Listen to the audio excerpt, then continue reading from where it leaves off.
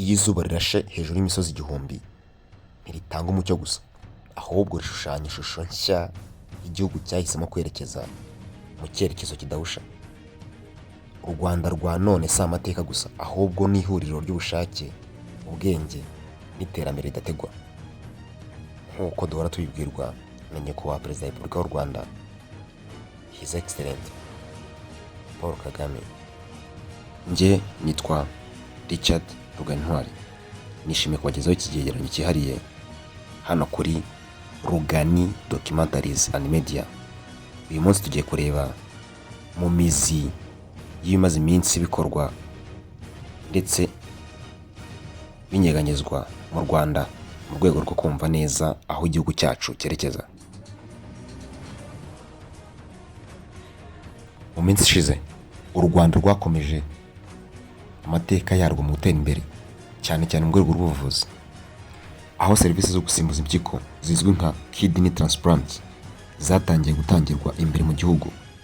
Ibintu byagamije amafaranga yajyaga hanze y'igihugu asaga amadolari 800, ahubwo byasubije icyizere n'agaciro abanyarwanda.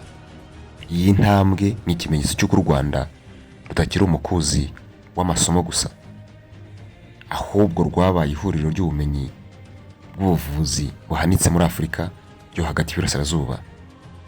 Ntitwakwirengeza ko uyu mwaka wa 2026 u Rwanda rwatangiye gushyira mu bikorwa umushinga wo guhindura amabisi yose akorera mu mujyi wa Kigali akaba akoresha amashanyarazi, akunze kwitwa electric buses, bitarenze impera z'uyu mwaka.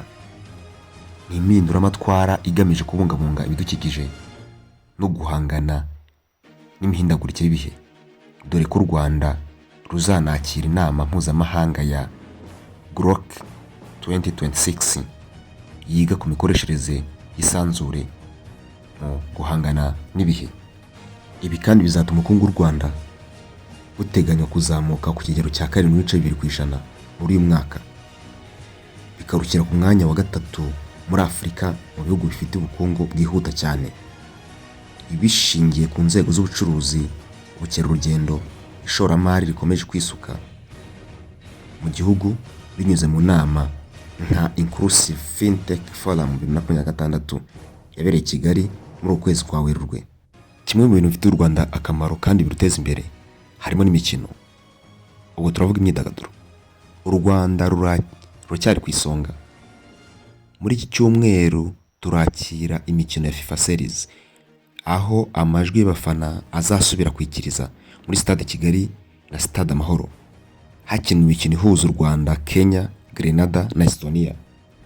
Ni ibihe bishimangira ko u Rwanda rwabaye urubuga mpuzamahanga rw'imikino n'imyidagaduro muri Afurika ndetse no hanze yayo. Nk'uko twashimangiye muri iki kiganiro ko turi kurebera hamwe ibintu bitandukanye biteza u Rwanda imbere. Mu gusoza, u Rwanda rwo muri 2026 Werurwe ni igihugu kiri mu nzira y'impinduka zishingiye ku bumenyi, ikoranabuhanga n'indangagaciro z'ubumuntu. Buri ntambwe iterwa haba mu buvuzi cyangwa ubukungu cyangwa mu bikorwa remezo ni itafari rishya ku nzu y'ejo hazaza heza twifuza. Nshuti bakunzi ba Rugani Documentaries and Media, tubashimiye ko mwabanye natwe muri iki cyegeranyo. Nimubishaka mushobora gukora subscribe kugira ngo utazacikanwa n'ibindi biganiro nk'ibi bisukuye kandi bisengura mu mizi. Nitwa Richard Rugantwari, bifurije gukomeza kugira ibihe byiza. Tubonane mu kindi kiganiro. Hasta la vista.